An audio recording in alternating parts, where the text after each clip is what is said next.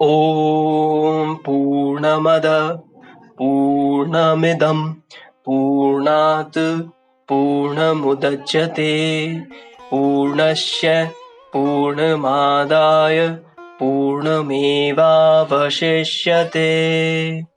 श्री जगदम्बिकायै नमः। तो आज हम जगत जननी मां अम्बा की कृपा से चतुर्थ स्कंद का 20वां अध्याय का पठन और श्रवण शुरू करने जा रहे हैं, जिसमें व्यास जी द्वारा जन्मेजय को भगवती की महिमा सुनाना तथा कृष्णावतार की कथा का उपक्रम वर्णित है। ओम चंडिका देवी को नमस्कार है। व्यास जी बोले, हे भारत सुनिए, अब मैं आपको पृथ्वी का भार उतारने और कुरुक्षेत्र तथा प्रभास क्षेत्र में योग माया के द्वारा सेना के संहार का वृतांत बताऊंगा। भृगु के शाप से प्रताप तथा महामाया की शक्ति से ही अमित तेजस्वी भगवान विष्णु का आविर्भाव यदुवंश में हुआ था। मेरा यह मानना है कि पृथ्वी का भार उतारना तो निमित्त मात्र था। वस्तुतः योग माया ने ही इस संयोग का विधान कर दिया था कि धरातल पर भगवान विष्णु का अवतार हो। हे राजन, इसमें आश्चर्य कैसा? वे भगवती योग माया जब भगवान ब्रह्मा विष्णु आदि देवताओं को भी निरंतर नचाती रहती है, तब त्रिगुणात्मक सामान्य जन की क्या बात। उन भगवती ने अपनी रहस्यमयी लीला से भगवान विष्णु को भी सम्यक रूप से मल मूत्र तथा स्नायु से भरे गर्भावास से होने वाला दुख भोगने को विवश कर दिया था। पूर्व काल में रामावतार के समय भी उन्होंने योग माया ने जिस प्रकार देवताओं को वानर बनाया दिया था और राम रूप में अवतीर्ण भगवान विष्णु को दुख पाश से व्यथित कर दिया था, वह तो आपको विदित ही है। हे महाराज, अहंता और ममता के इस सुदृढ़ बंधन से सभी लोग आबद्ध हैं। अतः अनासक्त तथा मोक्ष की इच्छा रखने वाले योगी जन और भोग की कामना करने वाले लोग भी उन्हीं कल्याणकारिणी भगवती जगदम्बा की उपासना करते हैं। जिन योगमाया की भक्ति से लेश वांश को प्राप्त करके प्राणी मुक्त हो जाता है, उनकी उपासना कौन व्यक्ति नहीं करेगा।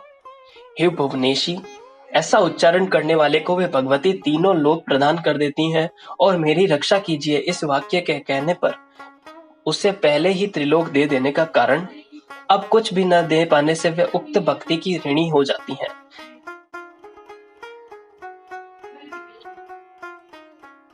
हे राजन, आप भी उन भगवती के विद्या तथा अविद्या ये दो रूप जानिए। विद्या से प्राणी मुक्त हो जाता है और अविद्या से बंधन में पड़ जाता है।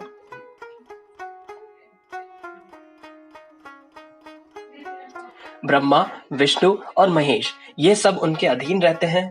भगवान के सभी अवतार रस्सी से बंधे हुए के समान भगवती से ही नियंत्रित रहते हैं।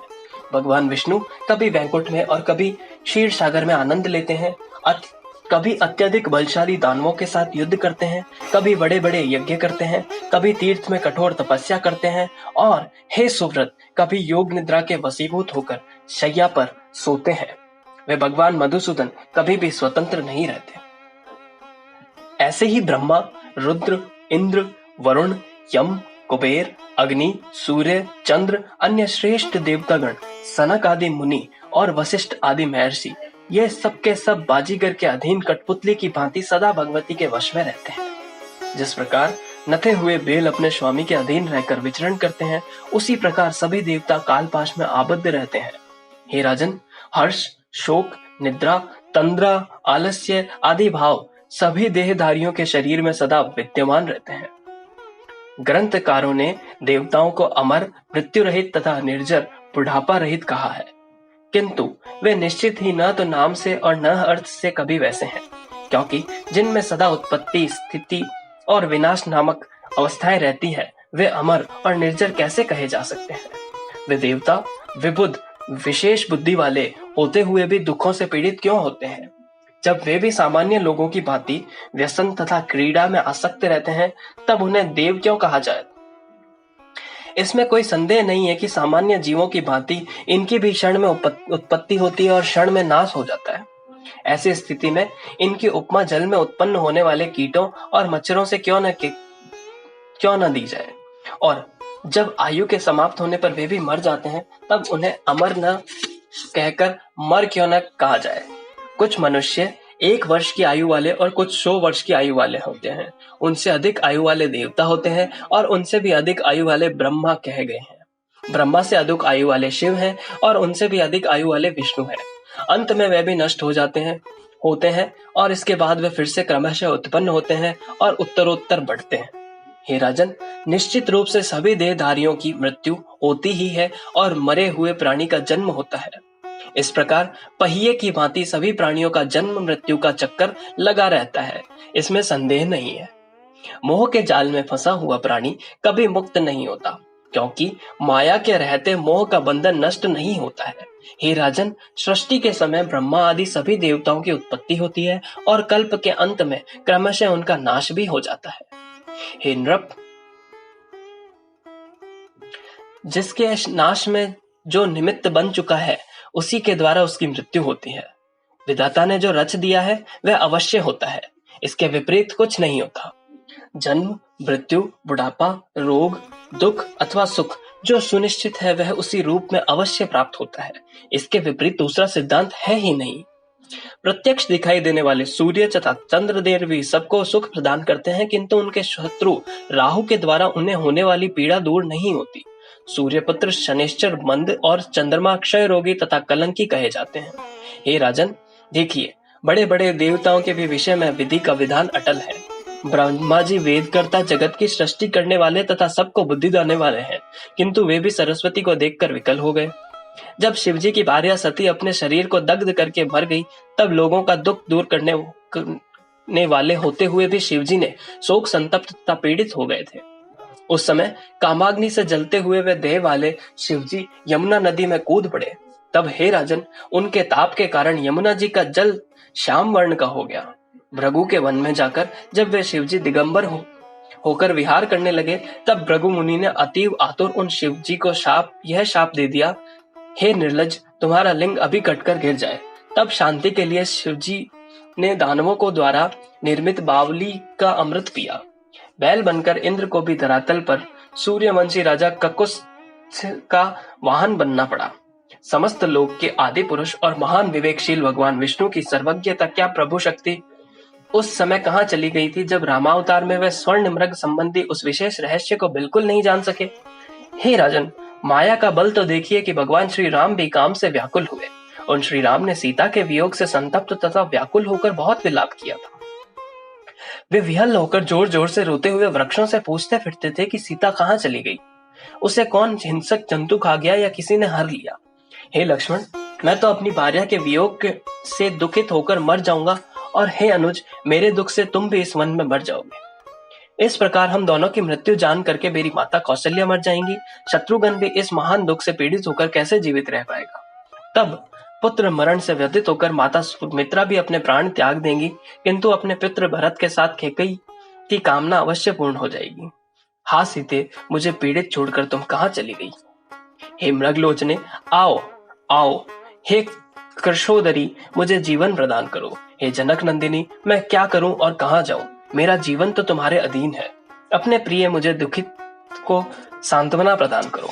इस प्रकार विलाप करते हुए जब वन वन भटकते हुए वे अमित तेजस्वी राम जनक पुत्री सीता को नहीं खोज पाए, तत्पश्चात समस्त लोगों को समस्त शरण देने वाले वे कमल नयन श्री राम माया से मोहित होकर वानरों की शरण में गए। उन वानरों को सहायक बनाकर उन्होंने समुद्र पर सेतु बांधा और पराक्रमी रावण, कुंभकर्ण तथा महोदर का संहार कर दिया। तदंतर दुष्टात्मा रावण के द्वारा सीता को हरी गई समझकर सर्वज्ञ होते हुए भी श्री राम ने उन्हें लाकर उनकी अग्नि परीक्षा कराई। हे महाराज, योगमाया की महिमा बहुत बड़ी है। मैं उन योगमाया के विषय में क्या कहूँ जिनके द्वारा नचाया हुआ ये संपूर्ण विश्व निरंतर चक्कर काट रहा है। इस प्रकार शाप के वशीभूत होकर भगवान विष्णु इस लोक में धारण किए गए अनेक अवतारों में देव के अधीन होकर नाना प्रकार की लीलाएं करते हैं। अब मैं आपसे देवताओं का कार्य सिद्ध करने के लिए मनुष्य लोक में आए भगवान श्री कृष्ण के अवतार तथा उनकी लीला का वर्णन करूंगा। प्राचीन समय की बात है, यमुना के मनोहर तट पर मधुवन नामक ये एक वन था। वहां लवणासुर नाम वाला एक बलवान दानव रहता था, जो मधु का पुत्र था। वर प्राप्ति के कारण अभिमान में चूर वह पापी दैत्य ब्राह्मणों को दुख देता था। हे महाभाग, लक्ष्मण के छोटे भाई शत्रुघ्न ने संग्राम में उसका वध कर दिया। उस मदोन्नत को मारकर उन्होंने मथुरा नामक परम सुंदरी नगर बसाई। कमल के समान नेत्रों वाली अपने 2 पुत्रों को राजकार्य में नियुक्त करके वे बुद्धिमान शत्रुघ्न समय आ जाने पर स्वर्ग चले गए। सूर्य वंश के नष्ट हो जाने पर उस मुक्तिदायिनी मथुरा को यादवों ने अधिकार में कर लिया। हे राजन, पूर्व काल में राजा ययाति का सूरसेन नामक एक पराक्रमी पुत्र था जो वहां का राजा हुआ। हे राजन, उसने मथुरा और सूरसेन दोनों ही राज्यों के विषयों का भोग किया। वहां पर वरुण देव के शाप वश महर्षि कश्यप के अंश रूप से परम यशस्वी वसुदेव जी सूरसेन के पुत्र होकर उत्पन्न हुए। पिता के मर जाने पर वे वसुदेव जी वैश्य वृत्ति में संलग्न होकर जीवन यापन करने लगे। उस समय वहां की राजा उग्रसेन थे और उनका कंस नामक एक प्रतापी पुत्र था। वरुण देव के ही शाप के कारण कश्यप की अनुगामिनी अदिति भी राजा देवकी के पुत्र के देवकी के रूप में देवक की पुत्री देवकी के रूप में उत्पन्न हुई। महात्मा देवक ने उस देवकी की वसुदेव को सौंप दिया। विवाह संपन्न हो जाने के पश्चात वहां आकाशवाणी हुई, हे महाभाग कंस, इस देवकी के गर्भ से उत्पन्न होने वाला 8वां ऐश्वर्यशाली पुत्र तुम्हारा सहारक होगा। उस आकाशवाणी को सुनकर महाबली कंस आश्चर्यचकित हो गया। उस आकाशवाणी को सत्य मानकर वह चिंता में पड़ गया। अब मैं क्या करूं? ऐसा भली भांति सोच विचार कर उसने निश्चय किया कि यदि मैं देवकी को उस समय शीघ्र मार डालूं तो मेरी मृत्यु नहीं होगी। मृत्यु का भय उत्पन्न करने वाले इस विषम अवसर पर दूसरा कोई उपाय नहीं है, किंतु ये मेरी पूज्य चचेरी बहन है, अतः इसकी हत्या कैसे करूं? वह सोचने लगा।